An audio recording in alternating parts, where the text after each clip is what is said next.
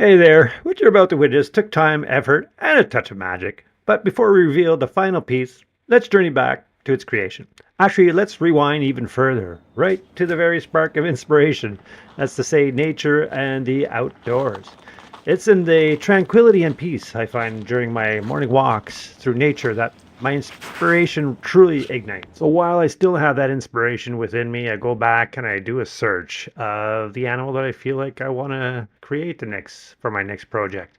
In this case, the brown bear. So I do a search and try to get a look or feeling of a pose of a bear that in this case, a bear, I should say, that inspires me. And this is what I've come up with. So using a different, I won't go through all the details of how I've created the image and edit it. Just let you know that it took many, many hours to edit these images in Canva and Lightburn and some AI a little bit. So it's a combination of various software. Here I'm just doing the final tweaks. This is something, all those little nodes pretty much all had to be edited individually in a sense to really get the look that I'm looking for. And then I'm able to cut it in laser, and here, and once it's cut in laser, I can start staining.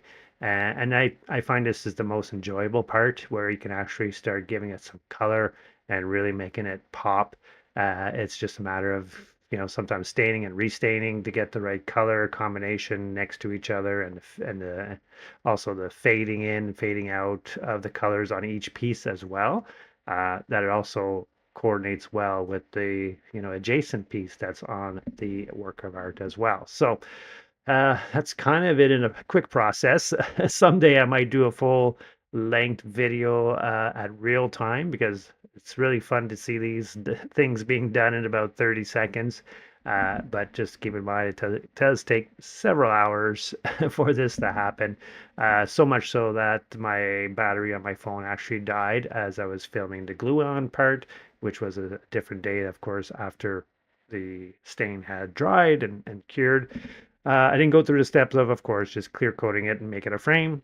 Obviously, that's pretty much the same process every time. But yeah, here's the final result. Nice clear coat. Also, I do like to keep a bit of a texture in there, so I kind of don't follow the same process as if it was furniture, because I actually want texture in the clear coat to come out so that it looks kind of like glass or a raw material. All in all, I think it came out pretty good. I'd love to hear what you guys think. Leave a comment down below, or if you have any questions or comments, hey, I'd love to hear from you.